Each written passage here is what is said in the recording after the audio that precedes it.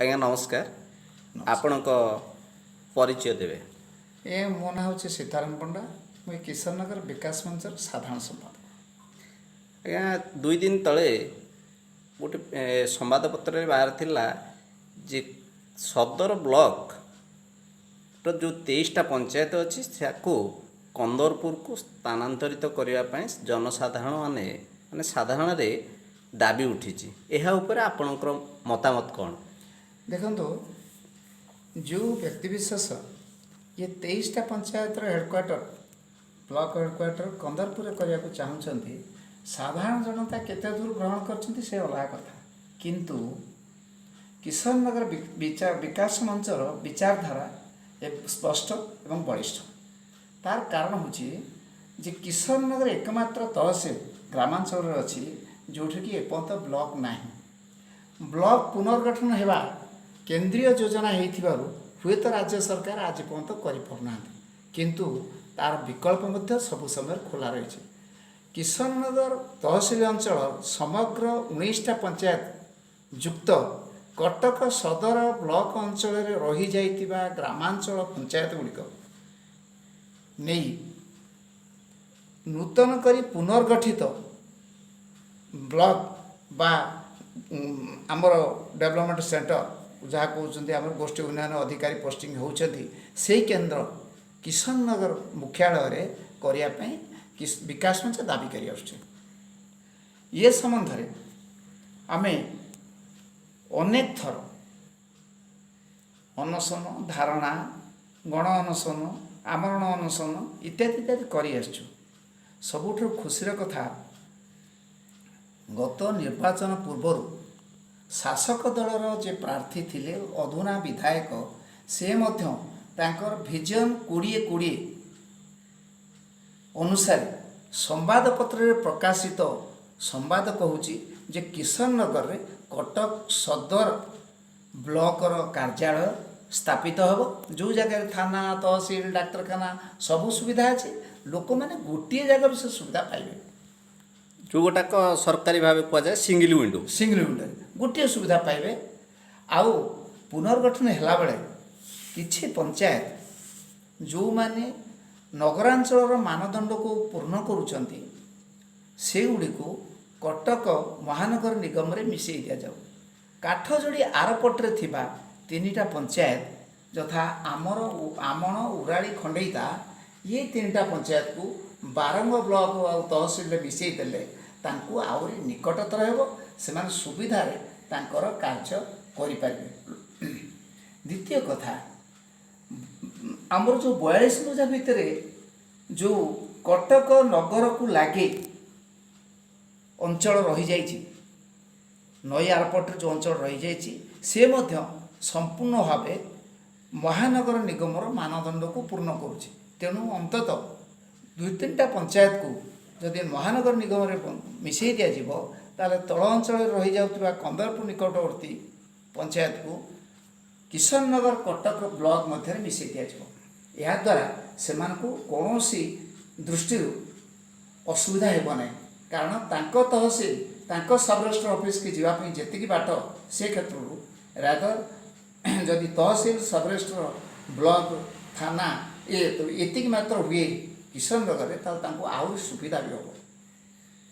ଏବଂ ସବୁଠାରୁ ବଡ଼ କଥା ହେଉଛି ସମଗ୍ର ଅଞ୍ଚଳକୁ ନେଇକରି କିଶୋରନଗର ହିଁ ମଧ୍ୟବର୍ତ୍ତୀ ସ୍ଥାନ, ତାଠାରୁ ଆହୁରି ସୁବିଧା ସ୍ଥାନ କିଛି ନାହିଁ। ଏପଟରେ ଆପଣ ଦେଖନ୍ତୁ, ମହମ୍ମଦପୁର ଠାରୁ ଆରମ୍ଭ କରି ସେପଟରେ କୁଳସରକିଆ ପର୍ଯ୍ୟନ୍ତ ମଧ୍ୟବର୍ତ୍ତୀ ସ୍ଥାନ ହେଉଛି କିଶୋରନଗର। ତେଣୁ କିଶୋରନଗର ଜଷ୍ଟିଫାଏ କରୁଛି କଟକ ସଦର ବ୍ଲକର ମୁଖ୍ୟାଳୟ କରିବା ପାଇଁ। ଆପଣଙ୍କ କହିବା ଅନୁସାରେ ଏଇ ଯେଉଁ କନ୍ଦରପୁର, ଫକୀରପଡ଼ା, ପରମହଂସ, ଗତିରାଜପାଟଣା ଏଗୁଡ଼ାକ ଏମାନଙ୍କୁ କ'ଣ ଦୂର ହେବନି? ନା, ସେମାନଙ୍କୁ ନଗରକୁ ଯେତିକି ସୁବିଧା କିଶୋରନଗର ବି ସେତିକି ସୁବିଧା, କାରଣ ସେଇଟା ଯଦି ନଗରାଞ୍ଚଳର ସମସ୍ତ ମାନଦଣ୍ଡ ପୂର୍ଣ୍ଣ କରୁଛି, ତେଣୁ ସରକାର ତାଙ୍କୁ ନଗରାଞ୍ଚଳରେ ମିଶାଇ ପାରନ୍ତି।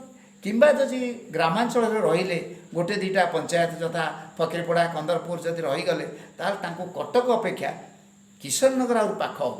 ତାମାନେ ଆପଣଙ୍କ କହିବା ଅନୁସାରେ କନ୍ଦରପୁର ପର୍ଯ୍ୟନ୍ତ ମ୍ୟୁନିସିପାଲିଟିରେ ମିଶାଇ ଦିଆଯାଉ। ଗଲେ କିଛି ଅସୁବିଧା ନାହିଁ, ଏଥିରେ ସୁବିଧା ହେବ। କାହିଁକିନା ପୂର୍ବରୁ ବିଦ୍ୟାଧରପୁର, ସେପଟରେ ଗୋପାଳପୁର, ସୁଭଦ୍ରାପୁର ଏଗୁଡ଼ିକ ସବୁ ନଗରାଞ୍ଚଳରେ ମିଶାଇ ଦିଆଯାଇଛି। ସେଇ ଆଉ କଟକ ଯେଉଁ ସଦର ଆଇତପୁର କି ନିମେଇସାପୁର ଏମାନେ ତ ପୁରା ସମ୍ପୂର୍ଣ୍ଣ ଗ୍ରାମାଞ୍ଚଳରେ ରହିଯାଉଛନ୍ତି। ଅତି ନିକଟ, କିଶନନଗର ଠାରୁ ସେ ଅଞ୍ଚଳ ଅତି ନିକଟ, ମାତ୍ର 7-8 କିଲୋମିଟର ଭିତରେ, 5 କିଲୋମିଟର ଭିତରେ ଦୂରତା। ଆପଣଙ୍କ କହିବା ଅନୁସାରେ କିଶୋରନଗର ଏକମାତ୍ର ସେଣ୍ଟର ପଏଣ୍ଟ ଯେଉଁଠିକି ବ୍ଲକ ଯୋଉଠିକି ହେଲେ ବ୍ଲକ ସମସ୍ତେ ସୁବିଧାରେ ମୁଖ୍ୟାଳୟ ରହିବେ। ଆଜ୍ଞା। ଆଚ୍ଛା, ଯଦି ସୁବିଧାରେ ରହିବେ, ଏଇ ଯେଉଁ ବର୍ତ୍ତମାନ ଉଠିଛି ସ୍ୱର କନ୍ଦରପୁରରେ କରାଯାଉ, ଯଦି ସରକାର ସେଠି କରିବାକୁ ଚାହିଁଲେ ଆପଣ କ'ଣ କରିବେ? ଦେଖନ୍ତୁ, ମଞ୍ଚ ସବୁବେଳେ ସଂଗ୍ରାମ କରି ଆସିଛି, ବିଭିନ୍ନ ସମୟରେ ଆନ୍ଦୋଳନାତ୍ମକ କାର୍ଯ୍ୟପନ୍ଥା ଗ୍ରହଣ କରିଛି, ଆଗକୁ ମଧ୍ୟ ଆହୁରି ଜୋରଦାର କରିବ ଏବଂ ସମଗ୍ର ଅଞ୍ଚଳର ଲୋକମାନଙ୍କୁ ନେଇକରି ସେକୁ ଜୋରଦାର କରିବ।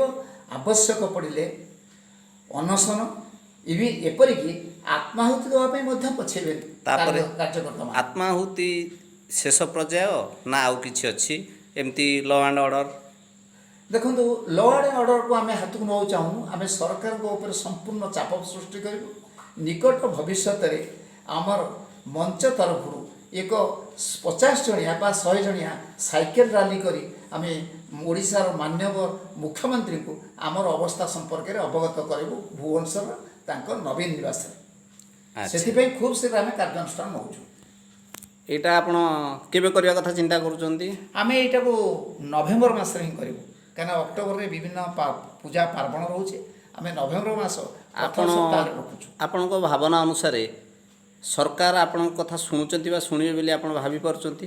କାହିଁକି ଶୁଣିବେନି?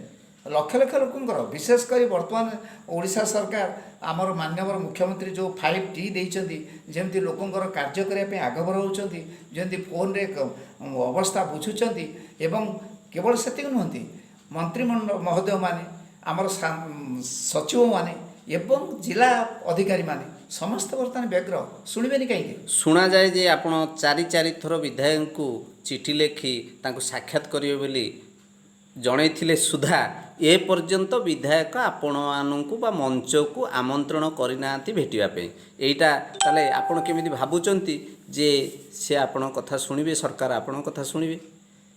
ବିଧାୟକ ସାଂସଦମାନେ ଯେଉଁ କାର୍ଯ୍ୟ କରୁଛନ୍ତି, ରାଜନୈତିକ ଉଦ୍ଦେଶ୍ୟ ପ୍ରଣୋଦିତ ହିସାବରେ ହୁଏତ କାର୍ଯ୍ୟ କରିଥାଇପାରନ୍ତି।